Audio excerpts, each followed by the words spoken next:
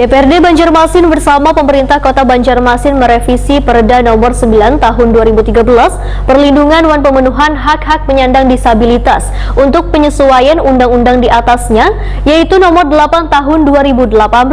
Rapat yang digelar di ruang mini kantor DPRD Banjarmasin ini dihadiri instansi terkait jelang tengah hari Rabu 9 September 2021.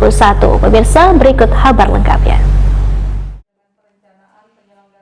DPRD Banjarmasin bersama pemerintah Kota Banjarmasin merevisi Perda Nomor 9 Tahun 2013 tentang perlindungan dan pemenuhan hak-hak penyandang disabilitas untuk penyesuaian undang-undang di atasnya, yaitu Nomor 8 Tahun 2018. Rapat yang digelar di ruang mini kantor DPRD Banjarmasin, Jalan Bung Mangkurat, Banjarmasin Tengah ini dihadiri instansi terkait jelang tengah hari Rabu 9 September 2021.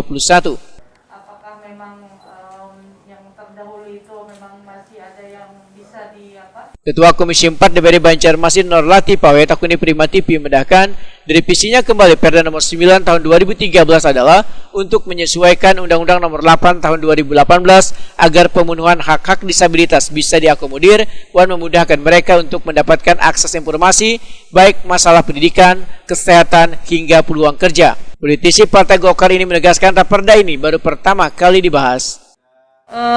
Untuk pemenuhan hak-hak penyandang disabilitas ini sangat gemuk dinasnya, leading sektornya sangat banyak, tidak hanya di dinas sosial tetapi juga terkait dengan kesehatan, pendidikan, tenaga kerja. Nah, kita sudah menekankan, Pansus sudah menekankan kepada dinas-dinas yang hadir, contoh misalkan seperti pendidikan, agar difasilitasi peserta didik penyandang disabilitas, yaitu memaksimalkan sekolah-sekolah inklusi, baik itu dari fasilitas, pendidikan yang diberikan, kemudian juga dari sisi kesehatan. Tadi kita sudah mendengar juga dari Dinas Kesehatan bahwa setiap puskesmas minimal ada satu orang SDM yang dilatih untuk bahasa isyarat. Kemudian ini dalam hal bisa melayani para penyandang disabilitas. Kabid Pembinaan SD Dinas Pendidikan Banjarmasin Nuryadi menyatakan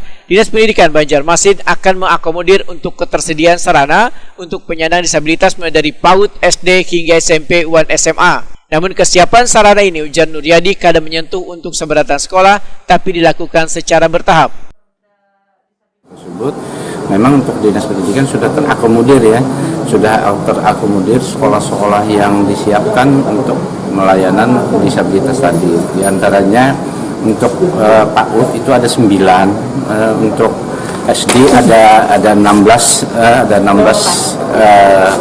sekolah yang disiapkan dan untuk SMP itu ada 5 sekolah yang disiapkan untuk sekolah-sekolah inklusi. Nah, untuk SMA SMK itu ada 4. Nah, jadi dalam hal ini untuk Dinas Pendidikan masih mempelajari lagi pasal-pasal yang diamanatkan di 11 pasal tersebut sehingga nantinya pembuatan peraturan daerah baru tentang disabilitas ini bisa terakomodir.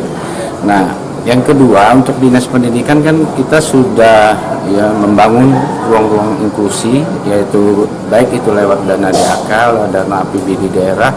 Itu kalau untuk SD sendiri sudah ada 15 sekolah-sekolah inklusi selama 2 tahun ini sudah kita bangun. Itu terbagi beberapa sekolah yang sudah melaksanakan sekolah inklusi tersebut, sehingga dari sisi akomodasi juga itu terlaksana. Dan harapan di Pansus tadi itu adalah hendaknya di Dinas Pendidikan itu sendiri melakukan perencanaan, terutama ruang kelas baru itu harus ramah dengan disabilitas. Sementara itu, sebelum melanjutkan pembahasan, Raperda Perlindungan dan Pemenuhan Hak-Hak Penyandang Disabilitas yang berisikan 11 pasal ini akan dilakukan studi banding keluar daerah terlebih dahulu.